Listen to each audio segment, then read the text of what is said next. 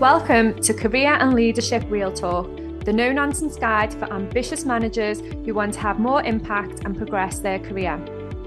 I'm Pamela Langan, a job search coach and expert CV writer specialising in helping frustrated professionals land the jobs and pay rises they know they deserve. And I'm Jackie Jagger, a leadership and mindset coach specialising in helping newly promoted and new to role leaders to avoid the dickhead trap and lead with confidence.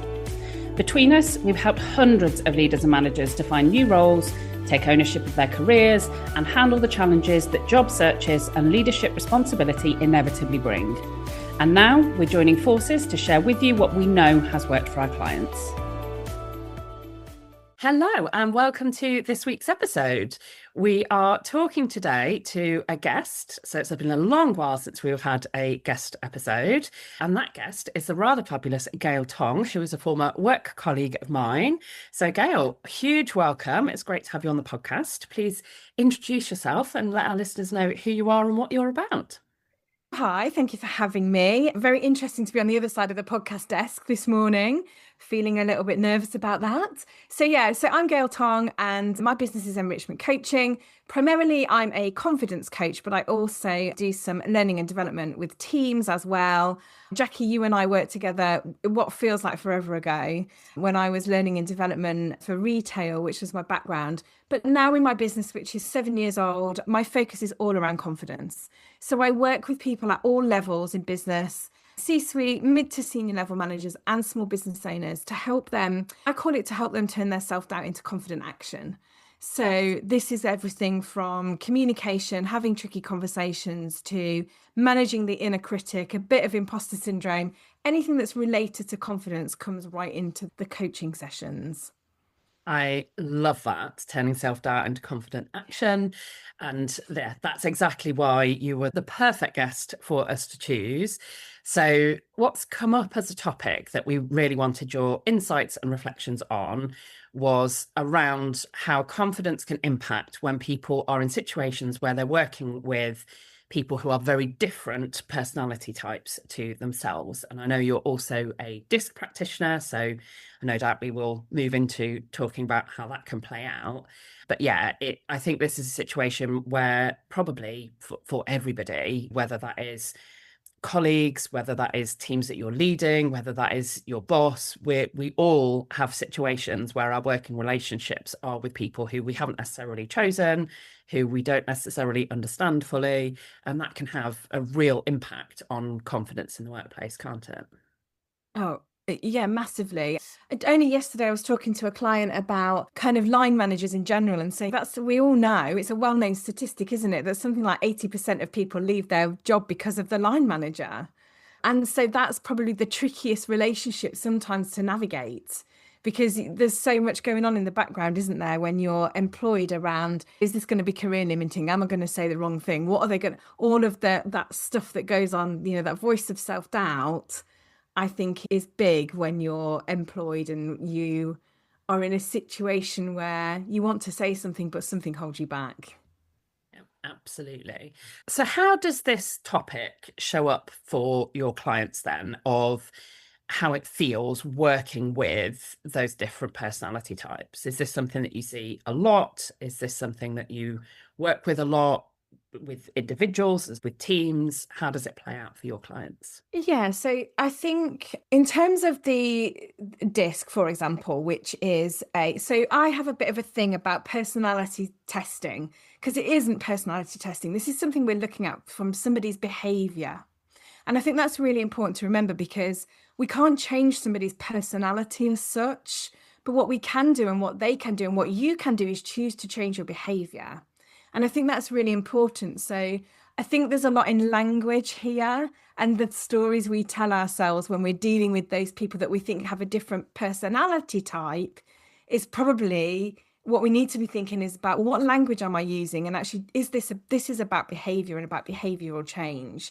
And most psychometric tests are based on your observable behaviour, most of them.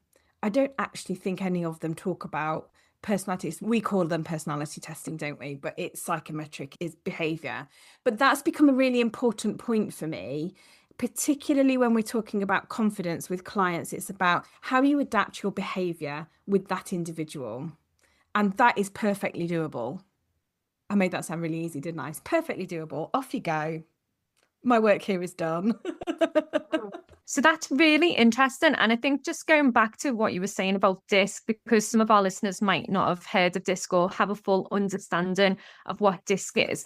Can you give us a quick overview of DISC? Because I think that our listeners will definitely relate to once they understand what it is and how it all links together with the behaviours. Yeah, perfect. So I think most people will have come across some kind of psychometric testing in their career, right? And that might be, people will often say, have you done Myers-Briggs? And then people will go, oh yeah, but I can't remember those four. I know I'm forward and it might begin with an E, or it might begin, I'm not really sure. But you might know it as insights, you might know it as luminous spark, you might know it as dish, you might know it as see me, you might know it as colours. So I think most of us have come across some kind of psychometric testing in our careers. But generally, you do an online assessment, and what they do is they come back with a report and they will tell you what your behavioural style is. Now, the reason I work with DISC, and the DISC that I work with is Everything DISC by Wiley. There's a few reasons why I chose this. The first one is because it's the original, and they've got 50 years of research and experience in dealing with the reports and the accuracy and how they test it, and how they make sure that from one report to another, there's consistency in the value of what you get back. But also it has a fabulous learning platform called Catalyst. And when you do the basic profile, you get access, unlimited access forever to this platform. So in there, if you're doing this as part of a team or for yourself, if you're doing it for yourself, it's great because you get everything online. You can dip in and out of it. Depending on what style you are, you can still print off your report and you can highlight it and you can go through it.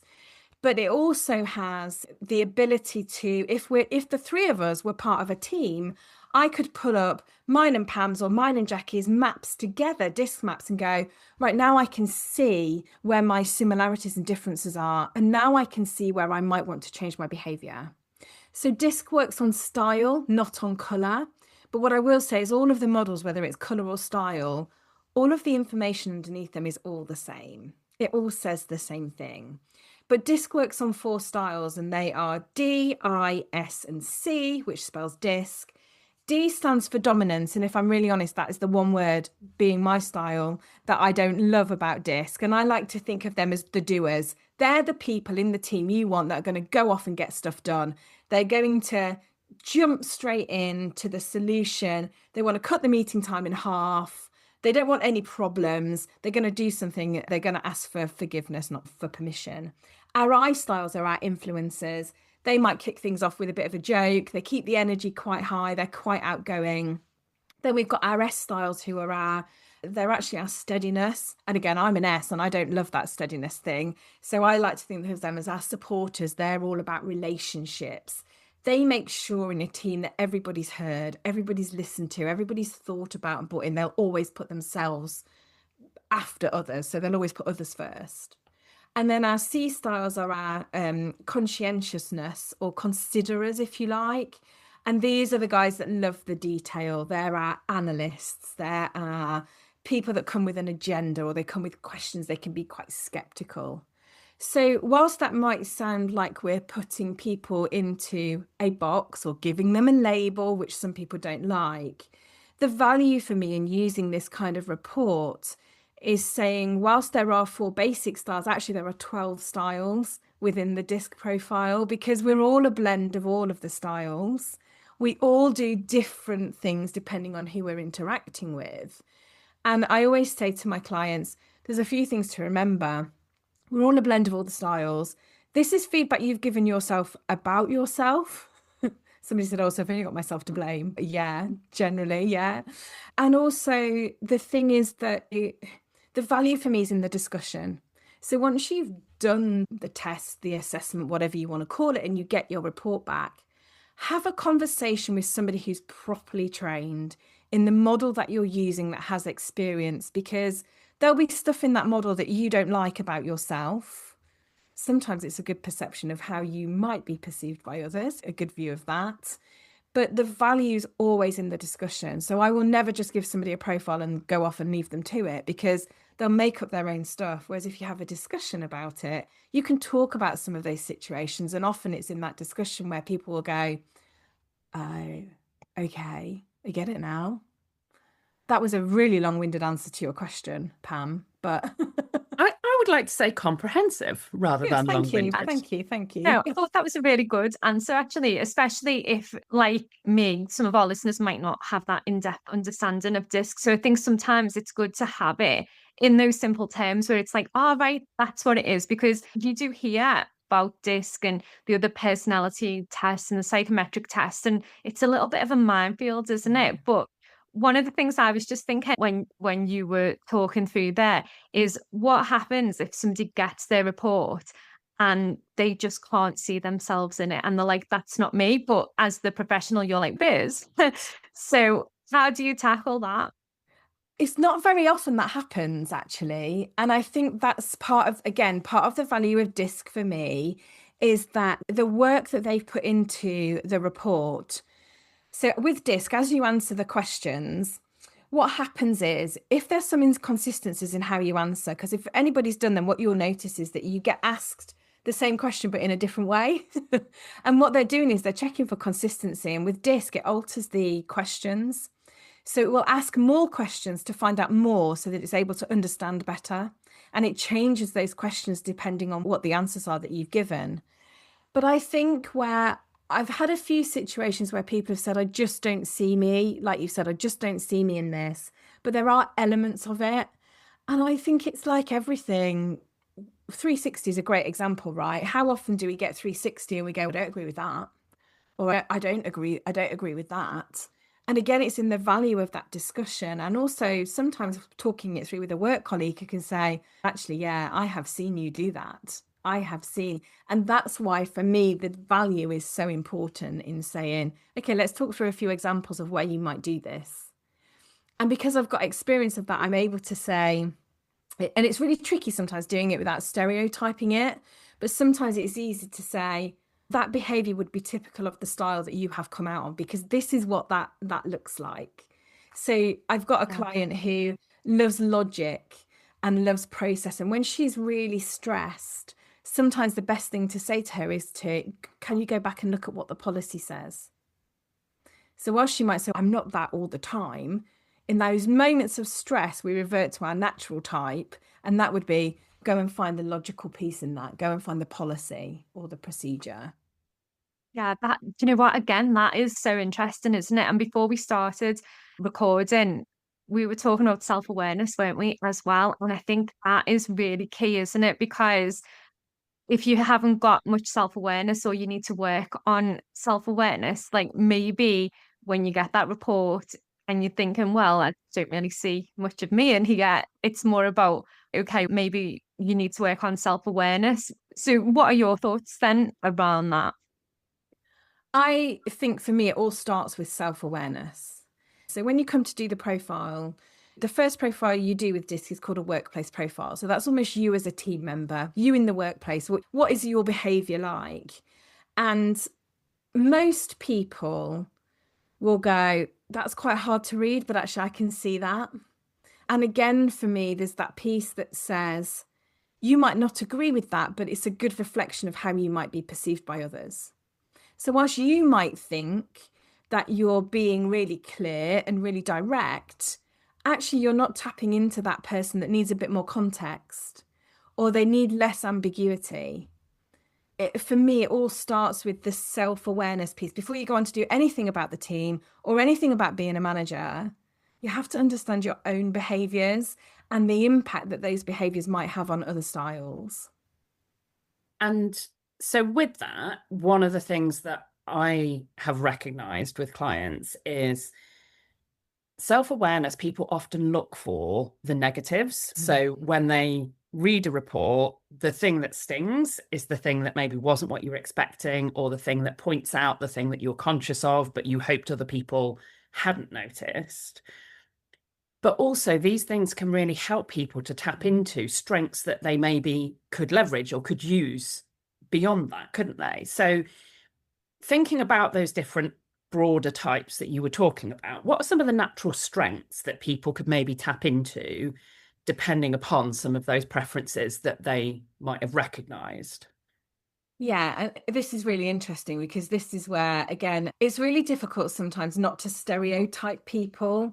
But if we just look at what the good day behaviours might be, if you like. So on a really good day, if you've got a D style in the room, remember they were our dominants or our doers, they are going to get results. They're going to focus on solutions. Not a problem won't be in sight for them. They just want solutions.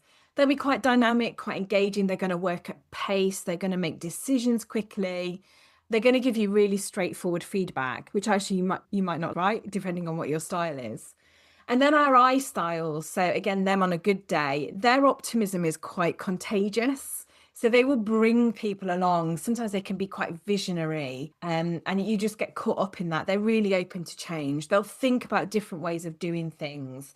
They negotiate conflict quite well as well. They'll often, with an I style, you might often walk away thinking, how did I end up with that action? How did they do that? And then our S styles, they are all about diplomacy, relationships. And you can even notice the tone when I'm talking about S styles, it feels a bit calmer. So suddenly it's a bit calmer. They've got a lot of empathy. They can put themselves in other people's shoes with quite a lot of ease. Then always think about the team.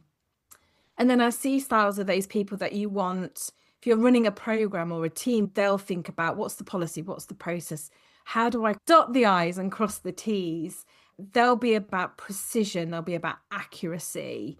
They're the people that will really bring you back in line, I think.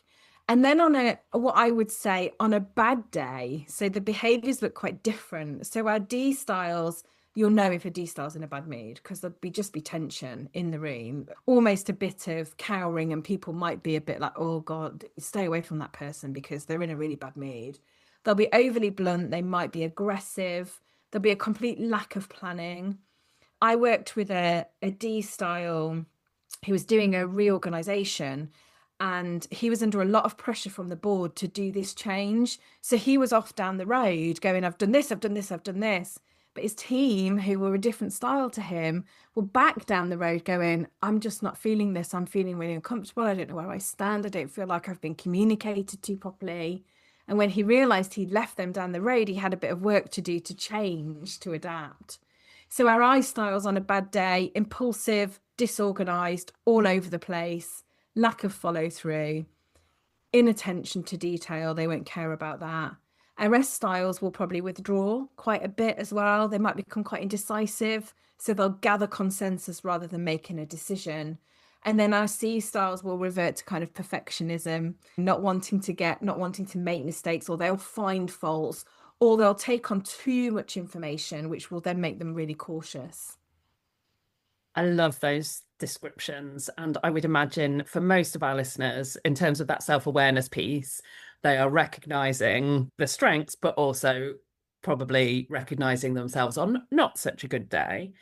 So how does this play out in terms of interactions with others then? So which different styles or preferences tend to connect and work well? Where might some confidence issues or challenges or friction show up? That is a massive question. Because you can handle it. Yes, thanks. Because each person and each profile is different. And remember that in each of the 4 styles, there are effectively 3 styles. So if we take, for example, a D style, and I remember our D styles are this kind of, forceful, a force to be reckoned with, if you like. They might have some I in them. So they might be a DI style or an ID style where actually they're quite creative as well and they're quite people focused. Or they might have some C in them, which might make them quite challenging and quite skeptical and want to know more. So sometimes you're able to, if you know your style, you can adapt and change because you might have some common ground with them. So I think in terms of all styles can work well together if they have a full understanding of each other. So I know from my own experience and I've been working with this kind of model for about 18 years. I first had it as part of a recruitment process. And then over the years, I've just adapted and changed and worked with different models. But my underlying style has not changed in all of that time. What has changed are my learned behaviours and how I adapt in each different style to work with other styles.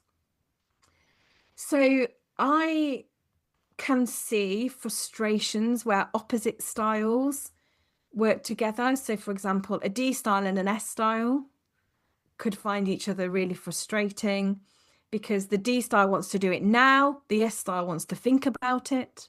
I'm being really generic here. One of the common frustrations I see is between the C's and the I's, because the C will go, I don't understand why you don't want to read my 55-page report, I style. And the I style will like, can you just not give me bullet points? What is wrong with you? And they're probably some of the most common ones I see. One of the other common things that people will say is, oh, I wish I could be more D style. And I always think that's a really interesting thing to say, because I would always bring that round to, but why? What can we leverage in your style? That means somebody else in your team can do what they're great at and you can focus on what you're really great at as well. The way that you've described that is just like, I don't know, just all clicked into place there for me, because it was just like, oh my goodness, this is like the core of communication. This is where things go wrong in teams, because people have different styles and different preferences, or people can just be seen as being awkward, too dominant, and they almost get a label when actually it just comes down to communication styles. And I'm just sitting here now just thinking, oh my goodness, like how different would the world be if we just thought in disc profiles, if everybody understood that people have got different preferences, different personality types, but how they can adapt their own behavior in order to maybe accommodate. I don't know if accommodate is the right word, maybe it is the right word, but it's like, if you can adapt your own style to help other people, would communication be easier? Would teams get along better? Would they be more productive and effective? Yeah, totally. Because they have an understanding then of, oh, I know that I'm emailing this person over here. I know they're an I style. I still want to send them my 55-page report because they might want to read it, because they might be a D style. They might want to know a bit of the detail. But actually, as a C, meaning that what I'm going to do in my email is I'm just going to give them the bullet points. Here's the stuff you really need to know, but I've attached the report in case you want it. Because then the I style can make a choice. They're more than likely to just bin off the report, to be fair, as long as you've given them what they know. But another example of that was, I said before we started recording that I know Jackie, and I know Jackie's probably a DI style.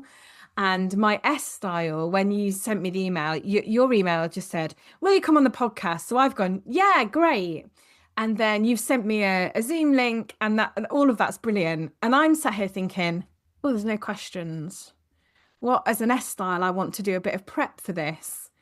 But because I know you and I know that's your style, I felt okay with that. But had I not have known you, my email to you saying, I'm looking forward to the podcast next week, is there anything I need to do in prep, might have said, could you send me some questions so that I can have a think about that? So again, it's about meeting in the middle. So I'm never going to be able to fully adapt to Jackie's D style because that just isn't me, and I can't do that. But what I can do is meet in the middle a little bit to say, okay, what do I need to think about? And I can make my own mind up. But had I not have known Jackie, I might have said, can you send me some questions? But I'd have been quite direct in that as well. And I think that's really interesting, because with other guests, I have sent questions and I have provided more structure. But because we've worked together and I know that our conversation flows, I've trusted we'll figure it out.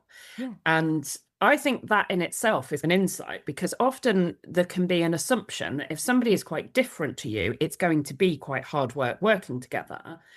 And actually, I think part of the reason we connected so well when we worked together was because each of us recognized our own strengths and valued the strengths that each other brought to that working relationship. So rather than differences being a challenge or a source of friction, for me, it's brilliant if somebody does more of that thinking and more of making me aware of, hang on, slow down a bit, what might other people feel?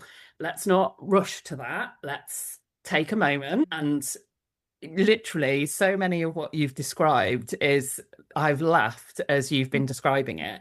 Seek forgiveness rather than ask permission. That's totally me. Let's just get on and get things done. Wanting to move, being a starter, not a finisher, a disinterest in detail. There's so many of those phrases that you've used that I really recognize. And I, therefore, having that DI style, I really value working with people who bring the S and the C, that conscientiousness, complete disinterest in detail. If somebody else is going to take care of the detail, great. Just do not make me read your 55-page report. I will have the bullet points, thanks. And isn't it interesting as well? Because we talked earlier, Pam, I think you said about what if people don't see themselves in their report? But I as we've been talking and I've said some of this, I can see both of you nodding and going. So again, that comes back to this is the value in the discussion with somebody who's trained, who has lived it and is working with people on the in that space all the time. Another great example, this again was with a C and an I style in a business. I style leader, C style kind of runs kind of the marketing piece, if you like. And I style was walking out one night and said, oh yeah, when I see you next time, we need to arrange a meeting to talk about this, or I want to talk about this. Literally walked out. It was almost like a mic drop moment. And what happened was he left the C style almost spinning in the chair back at her desk because she's going, oh my God, he wants to have a meeting. So when will we do that meeting? What will be the agenda? What will we do? And then the next day when she said to him, can we have, he didn't even remember what he'd said. So again, that just the impact of that. And that all came out in one of the sessions we did where he was like, oh, I had no idea of the impact that would have had on you. And another example was a team that I've been working with. There was 10 of them. And we did an activity where none of them had sight of it before, and we wanted to see if their styles came out. Of course they did. And one of the pieces of feedback from an S style said, I really loved that because I felt in that moment, we'd all got the same information at the same time. So we were all on a level playing field. There had been no corridor conversations. No one had got any preconceived ideas. Nobody had made any decisions. So I felt like I was more valued in that space, in that moment. So that's the power of how understanding the different styles can help with communication, to your point, Pam.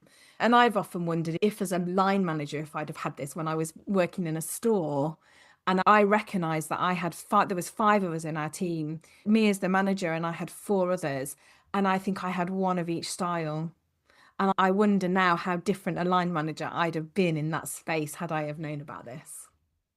Yeah, it's interesting, isn't it? Because as you've been talking through, like I'm thinking of like different people, and as you're describing them things, I'm like, oh my goodness. So maybe that person was so misunderstood because of that's the area that they came under.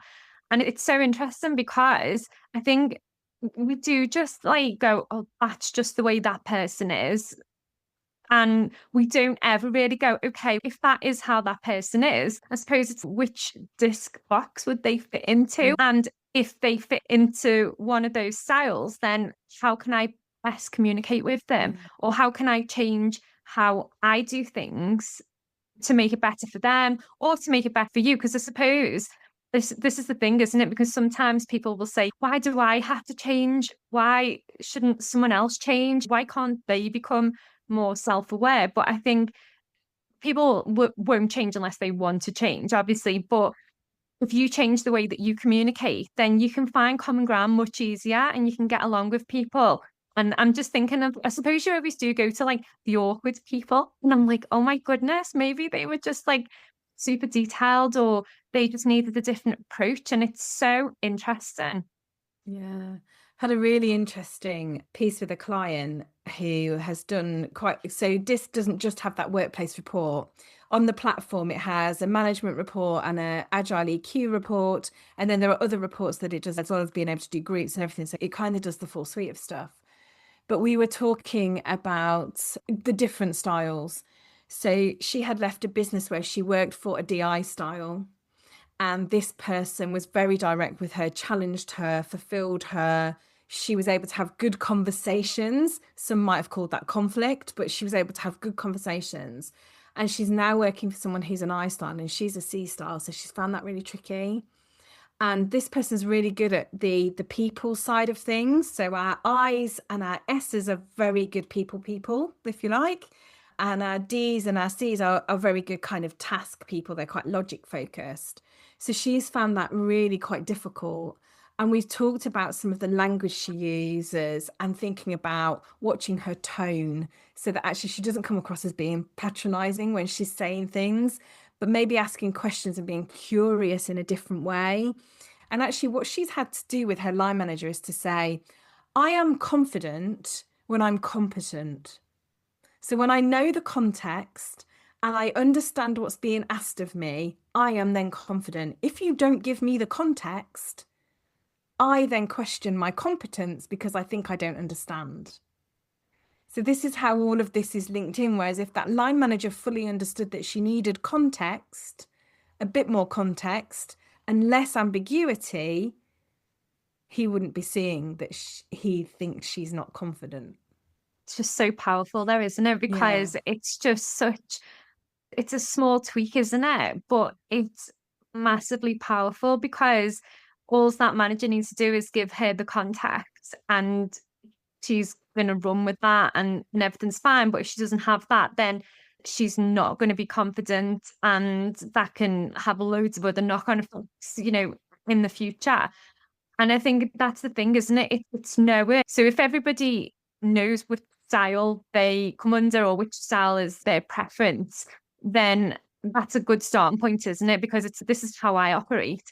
And then as you're talking through, I am now so interested in it because I looked at this years ago, but I never really understood it. But just listening to you talking about it today, I'm like, oh my goodness, it's just totally clicked into place, which Jackie will be happy about because she's mentioned disc to me loads of times and I'm just like, yeah, it just doesn't go in. But I don't know, just because of how you've explained it today, I'm like, wow, that is so interesting.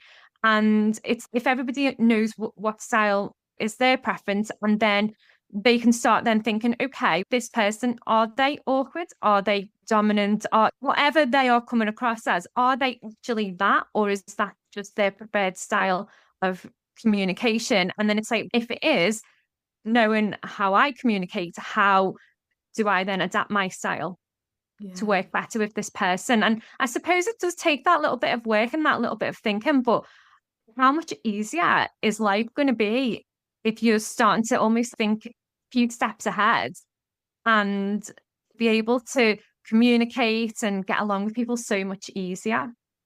I think your point about we make assumptions, don't I think you both said assumptions. We make assumptions about, that they're the quiet one, or why don't they just get it? Am I talking a different language? All of those things. But where this has been most powerful, I think, with individuals and with teams, is that they've gone, now that makes sense. Now it makes sense why you don't like my 55-page report. And so if I'm working with a team, for example, and everyone will do their reports, their assessments separately, they'll be able to see it on Catalyst. Then I'll go in and do a debrief, which is literally, let's just understand the model. Let's not get hooked up on anything else. And then I'll come back a few weeks later and we'll do a workshop and we'll put things into practice. How do we use it? And one of the activities I do is it's called My Disc Profile. And it's basically, this is how I like to work. If you're arranging a meeting with me, please do this. You get the best out of me when I have this. What stresses me out? And I guarantee in every one of those I've done, somebody goes, oh my God, I've worked with you all this time and I never knew that about you. And that really reminds me of the personal handbooks exercise, which we've spoken about on the podcast before, which is something that actually people can do even without their profile, but to just recognize and share and talk about your own preferences and understand and listen to other people's. Before we wrap up, I have quite a specific question, because as you've been talking, there's a pattern that I've recognized has come up a number of times for a number of different clients. So I was reminded of a conversation not too long ago with a tripartite conversation, me with Coachy and their line manager. And one of the things that I think is a pattern that I saw in that situation, and I've seen many other times, is that bit of you were describing how people think, oh, I want to be more D. I want to have more of that doer energy, be more of a force to be reckoned with, and perceiving that's maybe the right style. And my guess is that quite often that's because people look up and see that probably overrepresented at more senior levels. And that can be quite challenging for people that maybe have more S or more C in their profile in particular. So if people are in that particular boat where maybe their line manager is the one that they perhaps feel daunted or intimidated or feel like, oh, I should be more like that if I want to get on, how can they handle that dynamic where they're seeing that above them? And that's the thing that maybe shakes or wobbles their confidence, is that's expected of me. That's how I should be if I want to get on here. Oh, there's that word should, isn't it? That's how I should be. It's a really interesting question, isn't it? Because if I was working with that person and we'd got a profile and we were coaching, and I just to be clear, I don't do profiles with loads of people in coaching. I tend to use them as and when I think they might be appropriate if we've got a sticky situation with somebody. But I might consider, are we sure this other person's a D, your line manager, for example? And I'd ask them about boundaries. So have you ever talked to this person about how they get the best out of you and how you get the best out of your working relationship? So if I just come back to a conversation I've had this week with a client, again, this is not with a D. This is apparently only 9% of people are actual full-on Ds that do the assessment. Most of them are a combination of something else. So a DC or a DI, or an ID or a DC, a CD, and so it's switched around. But for me, it's all around having the courage to be brave and go and have that honest conversation. This for me is one of the things that just doesn't happen. And you said it, Jackie, about even if you don't have a profile, there's the bit here that says, how do we get the best out of our working relationship? Let's be really clear about, what do you want from me? How do I prioritize? What's on the list? And we have the courage to go and have that honest conversation. With a client this week, I was talking about, again, a C and an I, and I don't know why the C and I's and the I's and the C's come up more than the S's and the D's as in terms of opposites. And this C style has recognized that she likes to go off and work on her own, and her manager likes to collaborate. So what she said, how she's going to tackle this conversation is to say, look, I've recognized that I have a different level of collaboration to you. So can you help me? I'm used to working differently. I'm used to working where I would be asked to come up with a solution and I'd bring it, not let's discuss it. So I need your help in helping me to adapt that style and change how I work. And there's courage in that, right? There's courage in saying, not that I don't know how to do this, but I want to be a better collaborator. I don't want to be your style, but I want to be able to understand how we can work better together. And I also think there's courage in talking about, if you want me to be more confident, then these are some of the things that you can do that will help to increase my confidence.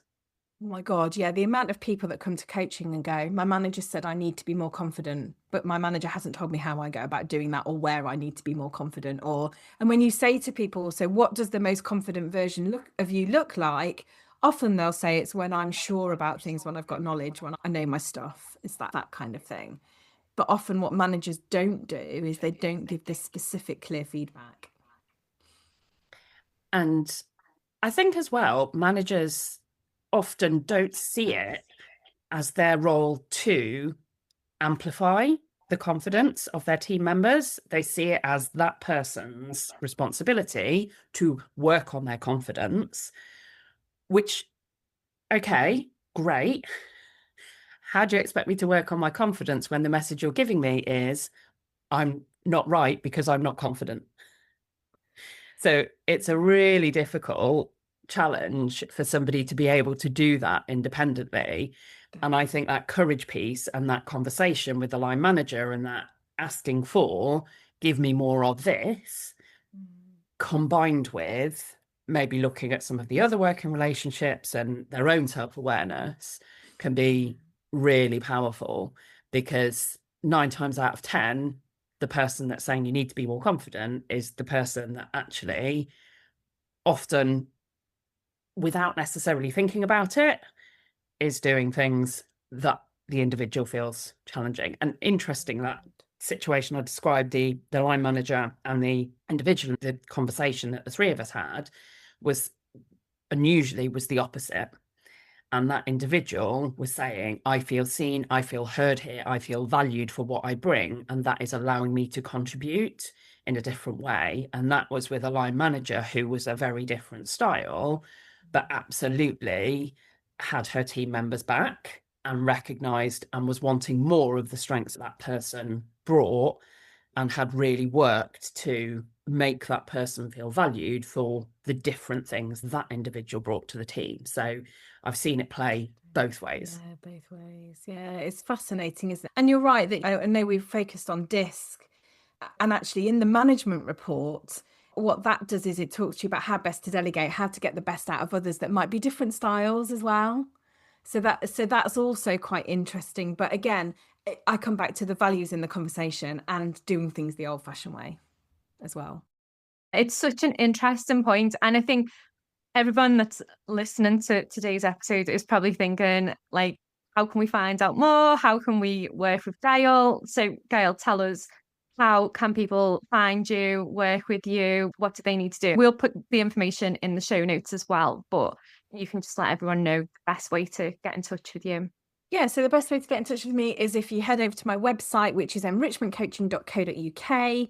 There is a section on there about DISC. So if you head to the tab that is work together, and then you'll see something on DISC profiling. But I'm also on LinkedIn as well. So you can message me LinkedIn. If you just search for Gayle Tong, you'll find me on LinkedIn.